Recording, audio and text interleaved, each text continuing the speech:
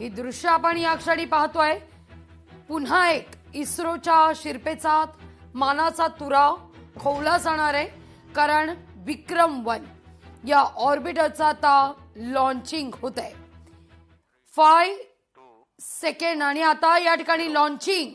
And we have liftoff of Vikram-1, India's first private orbital launch vehicle. And we have great views coming from the tracking cameras and isn't this quite something? विक्रम-1 ने अपनी उड़ान भरी है. प्रथम चरण का प्रज्वलन प्रारंभ हो चुका है. विक्रम-1 ने प्रक्षेपण पथ को लांघकर आकाश को भेदने का निर्णय ले लिया है, एक ब्रह्मास्त्र की तरह. That's very true, Suyash and Akhil. I am awestruck at the sheer power that Stage 1 is producing. With this, we have two of our major prime mission objectives completed, which was successful ignition and safe tower clearance. That's right, and we're coming up on max Q now, which is the period of maximum aerodynamic pressure, where the vehicle आपण पाहतोय या ठिकाणी launching होतात. अभिनंदनाचा कौतुकाचा वर्षाव. खरं तर आगमन असा समर्पक नाव या ऑर्बिटर रॉकेट विक्रम-1च्या लॉन्चिंगला देण्यात आलेलं होतं, या मोहिमेला देण्यात आलेलं होतं. आणि साधारणतः खरं तर 11:30च्या दरम्यान याचं उड्डाण होणार होतं.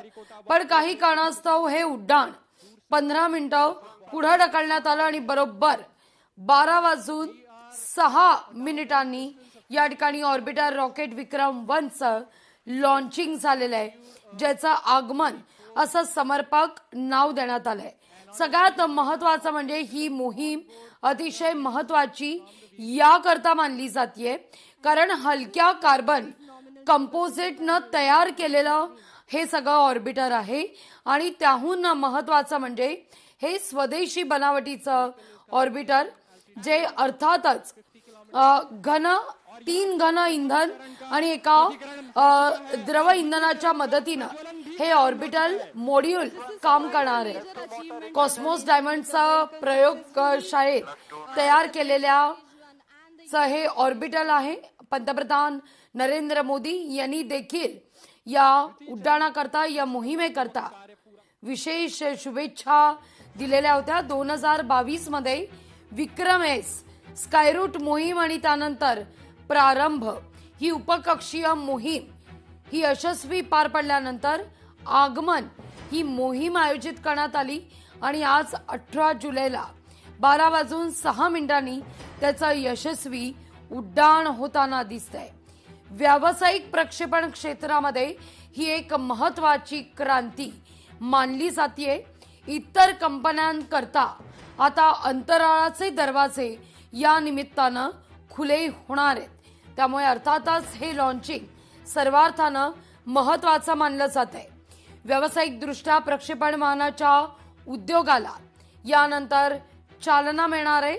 विद्यार्थ्यांमध्ये उत्साह आपल्याला पाहायला मिळतोय.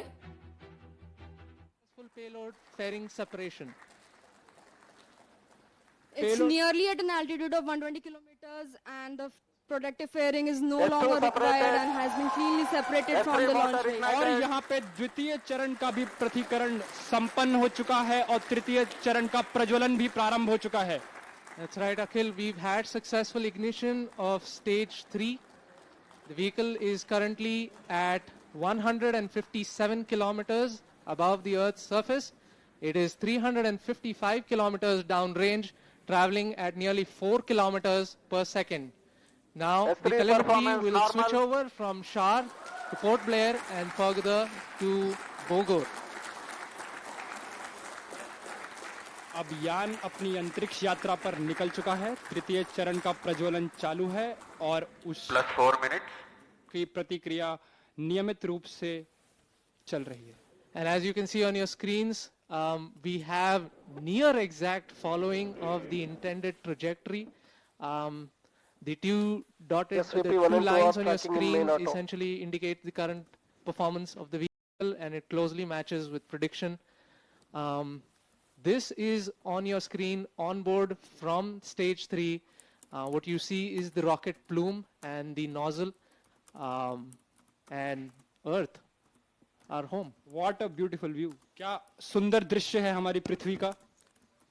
S3 performance normal.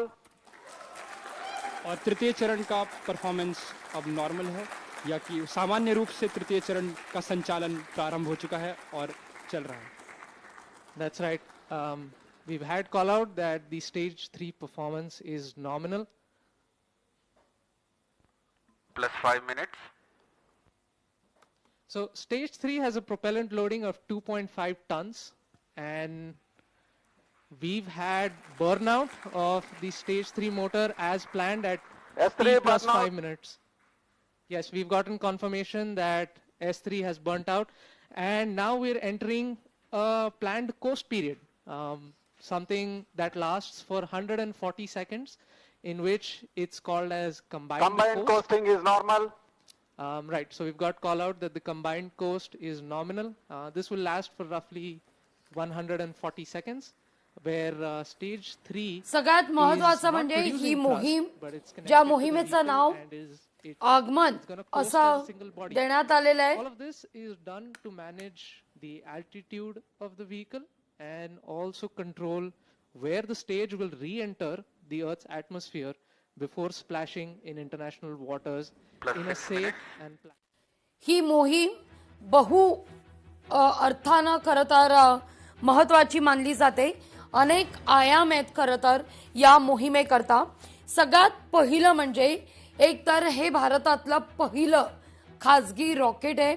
दुसरं सगळ्यात महत्वाचं हे पहिलं पूर्णपणे स्वदेशी बनावटीचं रॉकेट आहे. अंतराळ कंपनी, एक खाजगी अंतराळ कंपनीनं हे ऑर्बिटर रॉकेट अंतराळात पाठवणार असल्याचं निश्चित केलं आणि त्यानंतर या आगमन मोहिमेला सुरुवात झालेली आहे. हे रॉकेट पहिल्यांदाच अंतराळात सोनं हिरे घेऊन जात आहे. त्यामुळे अर्थातच त्या दृष्टीनं सुद्धा या रॉकेट विक्रम 1 ला एक विशेष महत्व प्राप्त होताना दिसतंय. स्कायरूफ एरोस्पेस या कंपनीकडून खरं तर हे अत्यंत पहिलं खाजगी रॉकेट तयार करण्यात आलं. त्यामुळे सर्वार्थानं खाजगी अंतराळ क्षेत्राच्या दृष्टिकोनातून ही मोहीम भारताची खाजगी क्षेत्रातली भागीदारी आणि तांत्रिक दबदबा प्रचंड प्रमाणात या मोहिमेनंतर प्रस्थापित होण्यास मदत होणार आहे. त्यामुळे ही मोहीम सर्वार्थानं महत्वाची मानली जाते. अंतराळ क्षेत्रातली ही सर्वात मोठी आणि पहिली ऐतिहासिक मोहीम मानली जाते. हे रॉकेट व्यावसायिक सॅटेलाइट्सना अंतराळातील अचूक कक्षेत प्रस्थापित करण्याकरता पूर्णपणे आता सक्षम झाल्याचं पाहायला मिळतंय. आणि ती स्थिती निर्माण होताच टाळ्यांचा या ठिकाणी गजर झालेला आहे. जोरदार टाळ्या वाजवून या यशस्वी मोहिमेचं स्वागत होत आहे. The antennas can maintain connection with the ground station and the satellite can be pointing in the right direction. That's right. So one unique thing that has been done during separation is we've essentially fired all 4 of our Raman Mini thrusters to sort of push stage 4 away from stage 3. And that just sort of guarantees that there is some minimum separation between the two. अब आने वाला जो चरण है वो द्रव्य प्रणोदन पर आधारित होगा, जिसको हम कक्षा स्थापन या समायोजन खंड ऑर्बिट एडजस्टमेंट मॉड्यूल के नाम से भी जानते हैं, जिसमें द्रव्य प्रणोदन की अवस्थाओं से संचालन होगा जो मोनोमिथाइल हाइड्रोजीन और डाइनाइट्रोजन टाइट्राऑक्साइड पे आधारित है. उसके साथ यान के घूर्णी नियंत्रण के लिए, जिसे कंट्रोल थ्रस्टर्स कहते हैं हम लोग, उन रामन मिनी 50 न्यूटन, वो भी मोनोमिथाइल हाइड्रोजीन और डाइनाइट्रोजन टेट्रा ऑक्साइड पर ही आधारित है.